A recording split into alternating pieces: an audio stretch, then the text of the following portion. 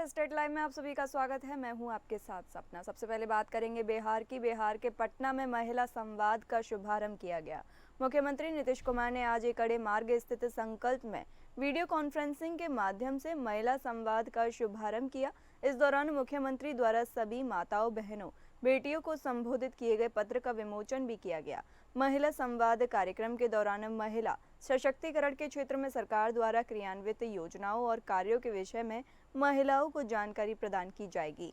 साथ ही महिलाओं को अपने गांव या टोलों की समस्याओं और आकांक्षाओं को चिन्हित कर उसकी प्राथमिकता निर्धारण करने के अवसर प्रदान किए जाएंगे। संवाद के दौरान प्राप्त समस्याओं का विभिन्न स्तरों पर त्वरित समाधान किया जाएगा। प्राप्त सूचनाओं के आधार पर सरकार की योजनाओं के सूत्रण एवं नीति निर्धारण में महिलाओं की आकांक्षाओं को बेहतर ढंग से समाहित किया जाएगा। मुख्यमंत्री ने सभी जिलों के लिए महिला संवाद जागरूकता वाहनों को एकड़े मार्ग से हरी झंडी दिखाकर रवाना किया। जागरूकता वाहन की चारों तरफ से ब्रांडिंग की गई है। इससे गांव में कार्यक्रम करने के दौरान या एक गांव से दूसरे गांव में जागरूकता वाहन की आवाजाही के दौरान सरकार द्वारा महिलाओं के कल्याण से संबंधित किए गए कार्यों के प्रति आम लोगों का ध्यान आकृष्ट होगा।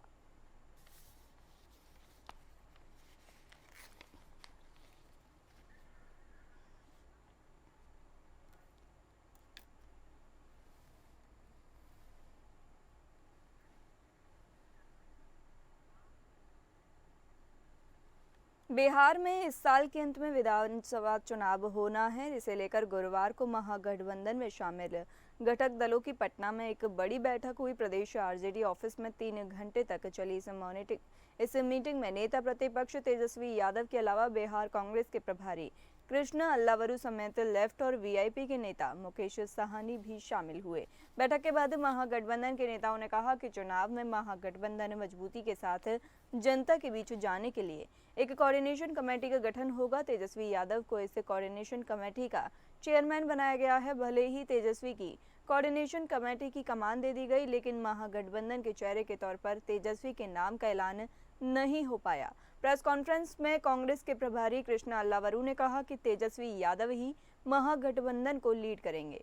उन्होंने यह भी तंज कसा कि एनडीए में मुख्यमंत्री चेहरे को लेकर अभी भी भारी कंफ्यूजन बना हुआ है। अब तेजस्वी यादव से सीधे तौर पर मुख्यमंत्री फेस को लेकर सवाल पूछा गया तो उन्होंने कहा, सभी बातों पर सहमति बन चुकी है, लेकिन थोड़ा इंतजार कीजिए, एक ही दिन में सब बता देंगे तो मजा क्या रहेगा। महागठबंधन में पशुपति पारस के शामिल होने की अटकलें पर तेजस्वी ने जवाब दिया कि आने वाली बैठक में इस पर फैसला लिया जाएगा। इस बैठक में राजद, कांग्रेस, विकासशील इंसान पार्टी और लेफ्ट की तीनों पार्टियां सीपीएम, सीपीआई और सीपीआईएम के नेता शामिल रहे। बैठक में राज्य से लेकर प्रखंड स्तर तक कोऑर्डिनेशन कमेटी बनाने का फैसला भी लिया गया। इस प्रेस कॉन्फ्रेंस में तेजस्वी यादव ने राज्य के हालात पर भी निशाना साधते हुए कहा, बिहार में गरीब, नौजवान, महिलाओं और युवाओं के मुद्दे पर गंभीर चर्चा हुई। यहाँ की खटारा सरकार पिछले 20 साल से राज्य की हालत खराब कर रही है। केंद्र की रिपोर्ट के मुताबिक बिहार सबसे गरीब राज्य है। इतना करोड़ों हजारों लीटर जो है शराब केवल पकड़ा गया, 40,000 करोड़ का पैरेलल आपका जो है बन गया है मार्केट, ब्लैक मार्केट। किसी एक अधिकारी पे कार्रवाई नहीं, किसी मंत्री पे कार्रवाई नहीं, कूड़ गिर जा रहा है, चूहा काट दे रहा है, चूहा शराब पी जा रहा है। ये हालत बिहार के हो गए। तो आज हम सब लोग महागठबंधन के लोग बैठे हैं और हमने तो अपनी बात को रखा है। अब हम चाहेंगे कि कांग्रेस के जो प्रभारी हैं वो भी जो है अपनी बात को जो है आप लोगों के समक्ष जो है रखना है। बिहार में सियासी हलचल तेज है। महागठबंधन ने चुनाव से पहले तैयारी और तालमेल मजबूत करने की कवायद तेज कर दी है। इसी कड़ी में विकासशील इंसान पार्टी के प्रमुख मुकेश साहनी ने आज बड़ा बयान दिया। उन्होंने न सिर्फ गठबंधन की रणनीति पर बात की, बल्कि एनडीए में वापसी की अटकलों पर भी सिरे से खारिज कर दिया। महागठबंधन की अहम बैठक के बाद वीआईपी अध्यक्ष मुकेश सहनी ने कोऑर्डिनेशन कमेटी को लेकर बड़ा ऐलान किया। सहनी ने बताया कि महागठबंधन में अब हर पार्टी से 2-2 प्रतिनिधि कमेटी में शामिल होंगे, एक नेता और एक सहयोगी। सभी फैसले सामूहिक रूप से लिए जाएंगे ताकि गठबंधन में कोई भ्रम की स्थिति न रहे। वहीं जब पटना में नीतीश कुमार के पोस्टरों को लेकर सवाल पूछा गया तो सहनी ने तीखा हमला बोलते हुए कहा, पोस्टर लगाने से कोई चुनाव नहीं जीतता। इसके अलावा एनडीए में लौटने की चर्चा पर भी सैनी ने अपनी स्थिति साफ कर दी। उन्होंने कहा कि भाजपा के पीछे घूमने का सवाल ही नहीं उठता। यह तो साफ है कि बिहार में विपक्ष एकजुट होने की कवायद में जुटा है और महागठबंधन के नेता अब खुलकर एनडीए के खिलाफ हमलावर हैं। अब देखना होगा कि तेजस्वी यादव के नेतृत्व में यह एकता चुनावी मैदान में कितना असर दिखाती है।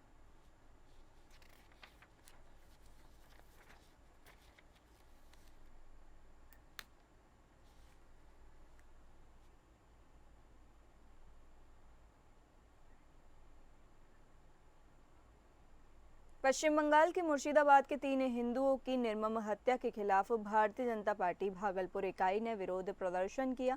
उन्होंने मुख्यमंत्री ममता बनर्जी का पुतला दहन कर अपना आक्रोश व्यक्त किया। मृतकों में 35 वर्षीय गोपाल पाल, उनकी 30 वर्षीय गर्भवती पत्नी और 8 वर्षीय बेटा शामिल है। भाजपा का आरोप है कि धारदार हथियारों से इस परिवार की निर्मम हत्या कर दी गई। इस घटना के बाद मुर्शिदाबाद के एक परिवार की तस्वीर सोशल मीडिया पर तेजी से वायरल हो गई, जिससे पूरे देश में आक्रोश फैल गया। भाजपा के जिला अध्यक्ष ने इस हत्या की निंदा करते हुए कहा, यह घोर निर्मम हत्या है और मुख्यमंत्री ममता बनर्जी को इस पर संज्ञान लेना चाहिए।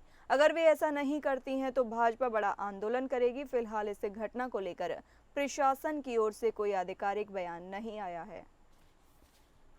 लोकतंत्र में इस प्रकार से ममता जो है निर्मम हो गई और निर्मम हत्याएं हिंदुओं की हो रही, सीधी दरिंदगी का स्वरूप बन गई है और पूरा बंगाल, मुर्शिदाबाद जहाँ हिंदू की निर्मम हत्याएं, ऐसे पिता पुत्र जिनकी हत्याओं के साथ उनके आंख निकाले जाते हैं, माँ बहनों का बलात्कार हो जा, दुकानदारें लूटे, दुकान की दुकान लूटी जा रही है और पूरे भारतवर्ष के अंदर ममता सरकार के विरोध में जो रोष है।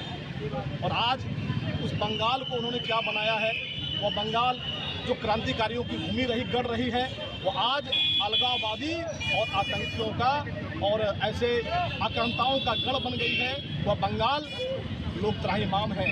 चुनाव पंचायत का हो, विधानसभा का हो, लोकसभा का हो, हिंसा जरूरी होती है ममता के लिए।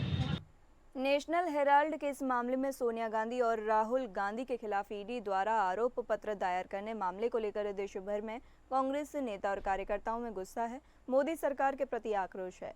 भागलपुर में कांग्रेस नेताओं और कार्यकर्ताओं ने प्रधानमंत्री नरेंद्र मोदी और गृह मंत्री अमित शाह का पुतला दहन किया। कांग्रेस कैंप कार्यालय से कचहरी चौक का कार्यकर्ताओं ने आक्रोश मार्च निकाला और पुतला दहन किया। केंद्र सरकार के विरुद्ध जमकर नारेबाजी की। कांग्रेस कार्यकर्ताओं ने नरेंद्र मोदी और अमित शाह द्वारा ईडी को अपने उंगली पर नचाने की बात कही है। मॉडल कंडक्ट का वायलेशन का एक केस मुकदमा हो गया था। कार्यकर्ताओं ने जुलूस निकाला था, उसी में इनको मुद्दाले बना दिया गया था। उसी सिलसिले में उसी का एक केस था, पुराना केस था 15 का केस। क्या हुआ उसमें सर? बेल हो गया, एक्विजिशन एक्सपायरेंस सुना दिया गया। डेट कब पड़ा? अगला डेट पड़ जाएगा और एक डेट में 22 को पड़ेगा। 2 केस था, 22 केस। अपना परिचय नाम? मैं आशुतोष राय हूँ, ये भाई ऋषिकेश जी हैं, हम लोग इनके। बिहार के भागलपुर में स्थापना दिवस को लेकर बैठक हुई। भागलपुर जिलाधिकारी की अध्यक्षता में आयोजित बैठक में 4 मई को स्थापना दिवस मनाने का निर्णय लिया गया। इस अवसर पर सांस्कृतिक कार्यक्रम, निबंध प्रतियोगिता, लोगो बनाने की प्रतियोगिता और प्रभात फेरी का आयोजन किया जाएगा। जिला प्रशासन ने इसके लिए 5 लाख रुपए की राशि आवंटित की है और संबंधित पदाधिकारियों को काम बांट दिए गए हैं।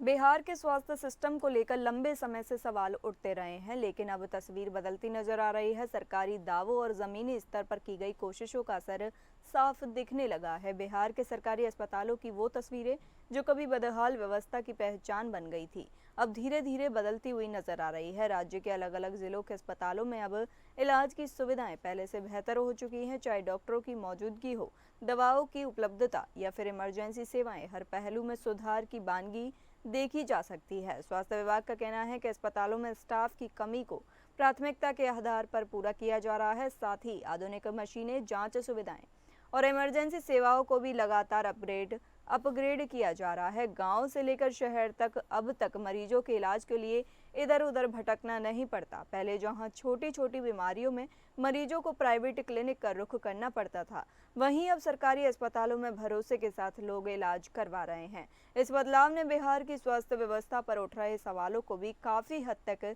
शांत कर दिया है। ये इनके दूरदर्शिता को दिखलाता है कि आगे आने वाले समय में इनके द्वारा जो भी सुविधाएं दी जा रही है वो और भी मॉडिफाई हो सके। और मुझे जहाँ तक याद है कि मैं जब से इस नौकरी में आया हूँ तब से देखा हूँ कि यहाँ पे पहले सदर अस्पताल में 20 से 25 सिजेरियन होते थे और अभी आज की डेट में हम लोग लगभग 125 सिजेरियन पर मंथ कर रहे हैं। जहाँ ओपीडी में हमारी मरीजों की संख्या 300-400 रहती थी, आज की डेट में हमारे ओपीडी में 1200 से 1300 मरीजें आ रहे हैं। इसका मतलब ये दर्शाता है कि लोगों का विश्वास हमारे सरकारी तंत्र पे बढ़ा है और जो सुविधाएं हम लोग दे रहे हैं वो सरकार द्वारा जो सुविधा दी गई वो काफ़ी हद तक ये दर्शाता है कि उन्होंने इसको बहुत आगे ले गए हैं स्वास्थ्य व्यवस्था को। और अभी सरकार की मंशा इतनी अच्छी थी कि अभी भागलपुर सदर अस्पताल जो है, अभी हमें एक मॉडल अस्पताल मिला है, तो मॉडल अस्पताल में हम लोगों ने काम चालू कर दिया है। और अभी एक उपलब्धि हम लोगों ने और हासिल की है कि भागलपुर सदर अस्पताल में डीएनबी के कोर्स को यहाँ शुरुआत मिलने जा रही, जो कि मंजूरी मिल गई है और आने वाले समय में यहाँ पे लोग डीएनबी का कोर्स करने के लिए भी आएंगे। मैं प्रभारी चिकित्सा पदाधिकारी सदर अस्पताल भागलपुर डॉक्टर राजू कुमार। बात करेंगे झारखंड की। झारखंड में विदेश यात्रा से पहले मुख्यमंत्री हेमंत सोरेन ने झारखंड मंत्रालय में सभी विभागों के अपर मुख्य सचिव, प्रधान सचिव और सचिव के साथ गुरुवार को उच्च स्तरीय समीक्षा बैठक की। इस दौरान सीएम ने सभी विभागों को सख्त हिदायत दी कि कम से कम 3 ऐसी योजनाओं का चयन करें जिसका लाभ 1 से 1.5 साल के अंदर जनता को मिल सके। अधिकारियों को योजनाएं धरातल पर प्रभावी तरीके से उतारने के निर्देश भी दिए गए। आगे उन्होंने ये भी कहा कि विभागों की तरफ से जिन योजनाओं का चयन हो उसमें आने वाली समस्याओं का पूर्ण समाधान पर ध्यान दिया जाए। सीएम हेमंत ने विकास योजनाओं पर बात करते हुए कहा कि फ्लैगशिप योजनाओं के जरिए झारखंड वासियों की जिंदगी और आसान करने का प्रयास है। योजनाओं का सीधा लाभ लोगों को मिल सके, इसके लिए जो भी संसाधन की जरूरत होगी उसकी पूर्ति की जाएगी। जरूरी योजनाओं के बारे में बात करते हुए सीएम ने गर्मी के मौसम में पूर्व पेयजल और मानसून के पहले जल प्रबंधन के साथ जाड़े से पहले पूर्व कंबल वितरण की सुविधाओं पर भी विशेष रूप से ध्यान रखने का निर्देश दिया।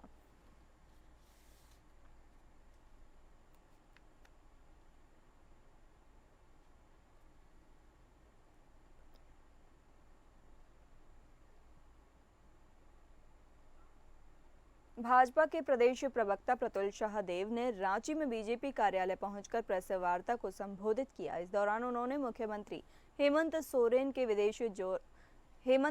के विदेश दौरे को लेकर उन्हें शुभकामनाएं दी। पत्रकारों को संबोधित करते हुए प्रवक्ता प्रतुल ने सीएम के विदेशी दौरे को लेकर अपनी प्रतिक्रिया देते हुए कहा कि उन्हें उम्मीद है कि सीएम का ये दौरा राज्य के हित में होगा और इसका फायदा रोजगार के विषय में आम लोगों तक मिलेगा।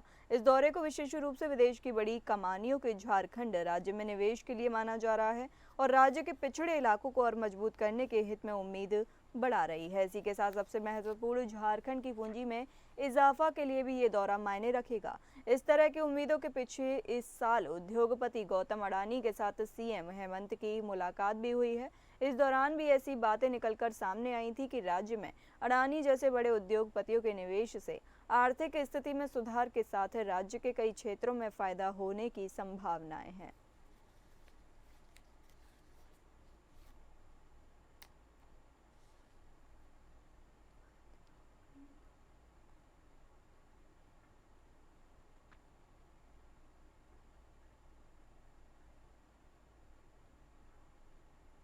भारत सरकार के श्रम मंत्री डॉक्टर मनसुख मंडाविया बोकारो पहुंचे, जहां पर भारतीय जनता पार्टी के कार्यकर्ता और पूर्व विधायक बिरंची नारायण ने उनका नया मोड़ बिरसा मुंडा चौक पर भव्य स्वागत किया। मंडाविया ने बिरसा मुंडा की प्रतिमा पर पुष्प अर्पण किया।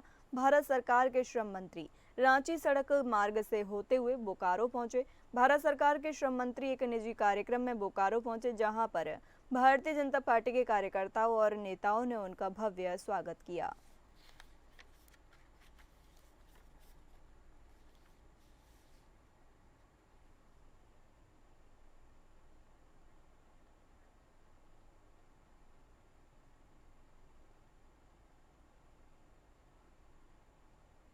रामगढ़ प्रखंड के सभागार में डॉक्टर लुइस मरांडी ने गुरुवार को अधिकारियों एवं जनप्रतिनिधियों के साथ समीक्षा बैठक की।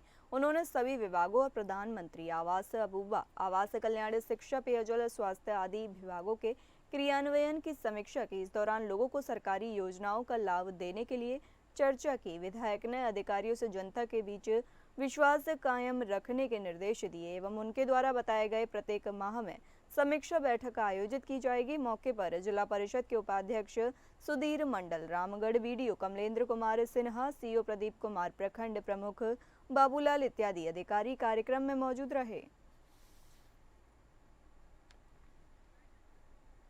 अभी का चलिए बढ़ते हैं अगली खबरों पर। अब बात करेंगे छत्तीसगढ़ की। छत्तीसगढ़ के मुख्यमंत्री विष्णुदेव साय की अध्यक्षता में एक कैबिनेट बैठक आयोजित की गई। बैठक में कई महत्वपूर्ण निर्णय लिए गए। इन निर्णयों से युवाओं, व्यापारियों और राज्य के विकास को बढ़ावा मिलेगा। कैबिनेट ने निर्णय लिया कि छत्तीसगढ़ लोक सेवा आयोग, छत्तीसगढ़ व्यावसायिक परीक्षा मंडल और विशेष कनिष्ठ कर्मचारी चयन बोर्ड द्वारा आयोजित परीक्षाओं में छत्तीसगढ़ के स्थानीय निवासी अभ्यर्थियों को परीक्षा शुल्क की राशि वापस की जाएगी। इससे युवाओं को बड़ी राहत मिलेगी और वे परीक्षा में अधिक ध्यान केंद्रित कर पाएंगे। कैबिनेट ने छत्तीसगढ़ बकाया कर, ब्याज एवं शास्ति के निपटान अध्यादेश 2025 के प्रारूप में निहित संशोधन का अनुमोदन किया है। इसके तहत राज्य सरकार छोटे व्यापारियों को प्रोत्साहित करेगी और 10 साल से अधिक पुराने लंबित मामलों में 25,000 रुपये तक की वैट देनदारियों को माफ करेगी। इससे 40,000 से अधिक व्यापारियों को लाभ होगा और 62,000 से अधिक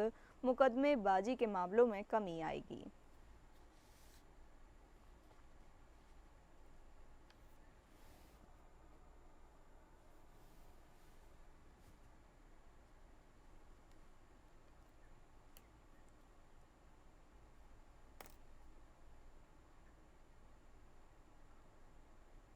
छत्तीसगढ़ सरकार ने नागरिक सुरक्षा व्यवस्था को मजबूत बनाने के लिए कई कदम उठाए हैं। मुख्यमंत्री विष्णुदेव साय ने आज 20 नवीन अग्निशमन वाहनों को हरी झंडी दिखाकर रवाना किया। इस अवसर पर उन्होंने नवा रायपुर में नवनिर्मित अग्निशमन केंद्र, आवासीय परिसर और माना में नवीन सेनानी कार्यालय का भी लोकार्पण किया।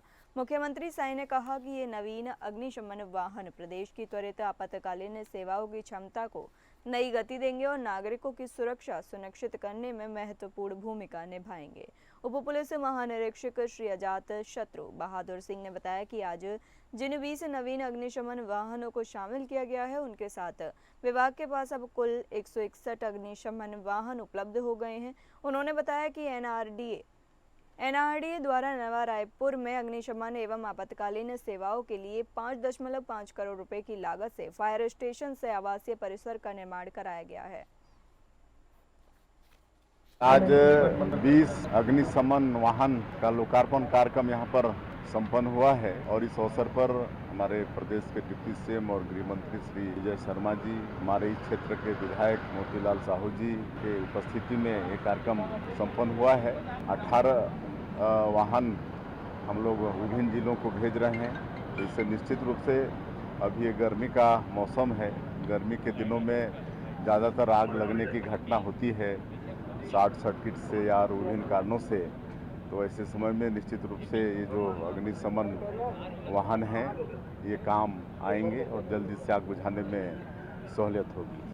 छत्तीसगढ़ पुलिस ने महादेव ऐप के पैनलों से ऑनलाइन सट्टा संचालित करने वाले 14 सटोरियों को गिरफ्तार किया है। इसमें से 6 आरोपी छत्तीसगढ़ के हैं, जबकि अन्य झारखंड, मध्य प्रदेश, पंजाब, उत्तर प्रदेश और बिहार से हैं।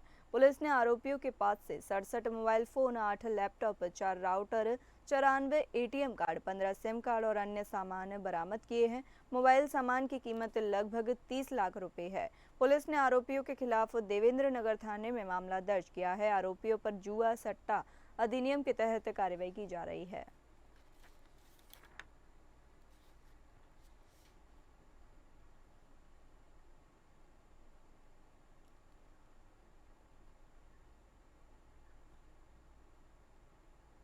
छत्तीसगढ़ में पंचायत सचिवों की अनिश्चितकालीन हड़ताल से सरकारी योजनाओं का लाभ आम जनता तक नहीं पहुंच पा रहा है।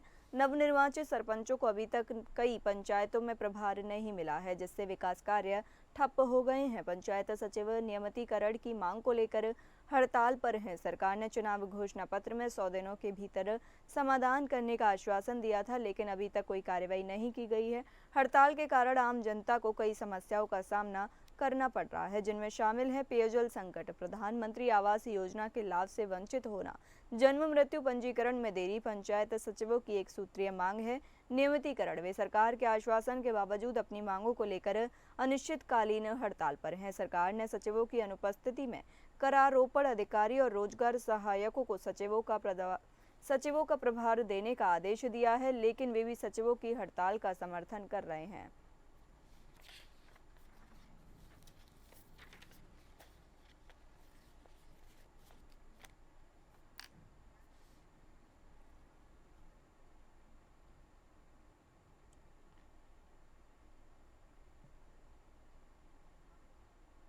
जांजगीर चांपा जिले में रकम दोगुनी करने का लालच देकर करोड़ों रुपए की ठगी करने वाले आरोपी पीयूष जायसवाल को चंपा पुलिस ने गिरफ्तार किया है। चांपा पुलिस ने गिरफ्तार कर लिया है। आरोपी चांपा के बमनेडीह क्षेत्र का रहने वाला है और उसकी उम्र लगभग 23 वर्ष बताई जा रही है। पुलिस के अनुसार पीयूष जायसवाल सोशल मीडिया और व्यक्तिगत संपर्कों के माध्यम से लोगों को रियल एस्टेट और ट्रेंडिंग जैसी स्कीमों में निवेश करने के लिए प्रेरित करता था, जिसमें पैसा दोगुना करने का झांसा दिया जाता था। इसी तरीके से उसने अब तक कई करोड़ रुपए की ठगी कर ली। बताया गया कि आरोपी लंबे समय से फरार चल रहा था और पुलिस उसकी तलाश कर रही थी। आज उसे गिरफ्तार कर लिया गया है। पुलिस उससे पूछताछ कर रही है और मामले में आगे की कानूनी कार्यवाही भी जारी है। चांपा पुलिस ने आम जनता से अपील की कि यदि किसी ने भी आरोपी को पैसे दिए हैं या किसी भी प्रकार की ठगी का शिकार हुए हैं तो वे सामने आकर शिकायत दर्ज कराएं, ताकि आरोपी के खिलाफ मजबूत केस तैयार किया जा सके।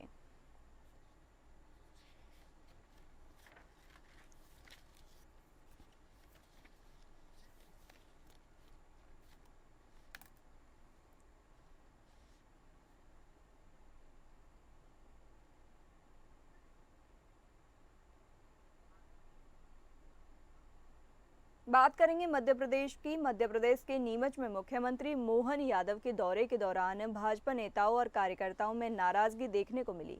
हवाई पट्टी पर स्वागत के लिए पहुंचे भाजपा नेताओं को सुरक्षा अधिकारियों ने प्रवेश से रोक दिया, जिससे वे नाराज हो गए। भाजपा नेता संतोष चोपड़ा ने विरोध जताते हुए कहा, वे सिर्फ कार्यकर्ताओं को मुख्यमंत्री का स्वागत करने देने की मांग कर रहे थे। स्थिति को संभालते हुए एएसपी सिसोदिया ने सुरक्षा कर्मियों को कार्यकर्ताओं को अंदर जाने की अनुमति देने के निर्देश दिए। भाजपा जिला अध्यक्ष वंदना खंडेलवाल ने मौके पर पहुंचकर स्थिति को शांत कराया और सभी कार्यकर्ताओं से लाइन में खड़े होकर मुख्यमंत्री का स्वागत करने की अपील की। अब इस घटना का वीडियो सोशल मीडिया पर तेजी से वायरल हो रहा है और स्थानीय स्तर पर पार्टी की एकजुटता पर सवाल खड़े कर दिए हैं। सीएम से मिलने के लिए प्रवेश नहीं मिलने पर भाजपा नेताओं की नाराजगी का वीडियो सामने आया है। भाजपा नेता बोले, विधायक और मुख्यमंत्री बनाने वाले भी हम ही हैं, हमें क्या अपमानित करने के लिए बुलाया गया था। वही घटना ने स्थानीय स्तर पर पार्टी की एकजुटता पर भी कई सवाल खड़े कर दिए हैं।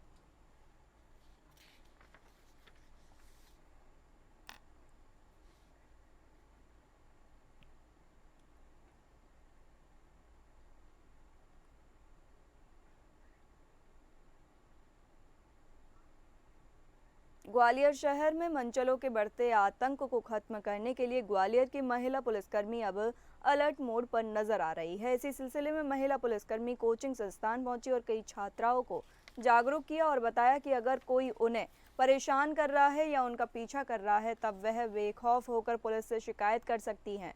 इसी के साथ ही और भी कई स्थानों पर जाकर यह जागरूक अभियान चलाया।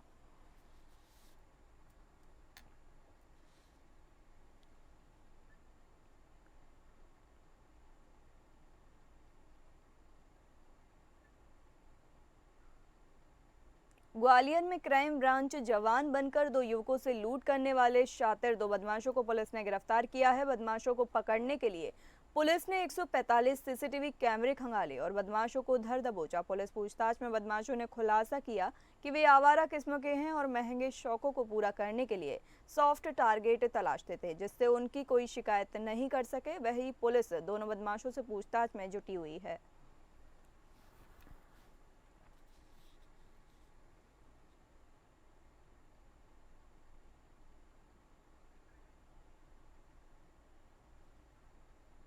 फिलहाल फिलहाल इस बुलेटिन में इतना ही। नमस्कार।